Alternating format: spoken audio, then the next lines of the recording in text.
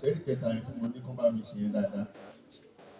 Ohun pé ṣe lọ́dẹ̀ dáhùn yẹn bọ̀ mí lọ́wọ́ kí n tọ̀ ẹ́ lọ́wọ́ kájọ ṣe é yẹn ti símbọ̀ wa lógò wa dẹ̀ nìyẹn tó máa píà lórí ballot paper.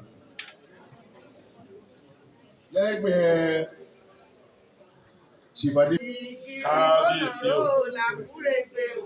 Kábíyèsí o. Kábíyèsí o. Ẹ jọ̀ọ́ ẹ bá mi ṣe kábíyèsí lẹ́ẹ̀mẹ́ta o.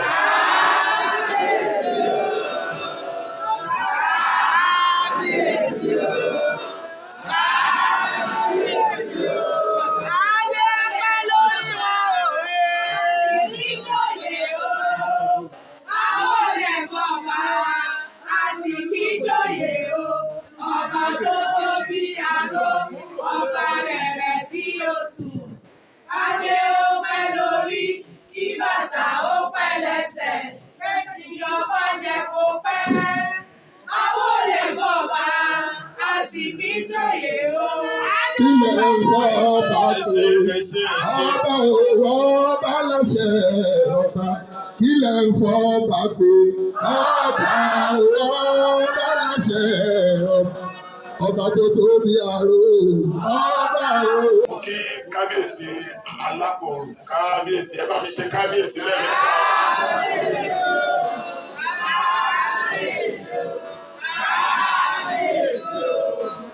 Mo kí olórí láàfin. Mo kí gbogbo àwọn baálẹ̀ tó wà ní ìkàlẹ̀. Mo kí gbogbo àwọn leaders tó wà ní ibi.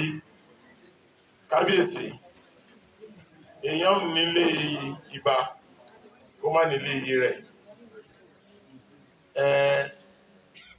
Ọmọ òdòpó torí yé mi. Kábíyèsí, Ìjẹ̀bú Òde ràn bí mi sí. Bòrògùn alákòórí mi lọ. Mo sọ lẹ́ẹ̀kan, mo fọ ìyá wa alágbàlá wúrà, màmá ọ̀kẹ́ owó sí ọ̀kẹ́ owó rí sàmì mi. Torí náà kábíyèsí ilé ni mo wà. Kábíyèsí ẹgbẹ́ ADC la wá láti wá pè homage fún yín. Wọ́n ní ọba ò kì í ṣòṣèlú. Ṣùgbọ́n bàbá olóṣèlú ni àwọn ọba. Ìyẹn ló yẹ jẹ́ pé I have come to you,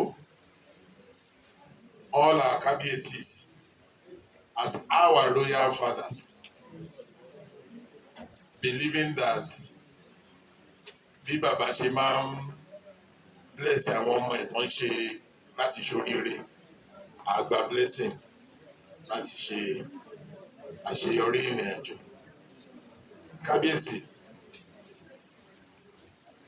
ẹgbẹ́ ADC kò ń ṣe ẹgbẹ́ tuntun, not a new party. Ní 2019, kábíyèsí, ẹgbẹ́ yẹn contest election. Mo rò pé governorship candidate ń gbà yẹn ní Gboyega Isiaka. And that was the party that garnered about 119,000 votes ní governorship election.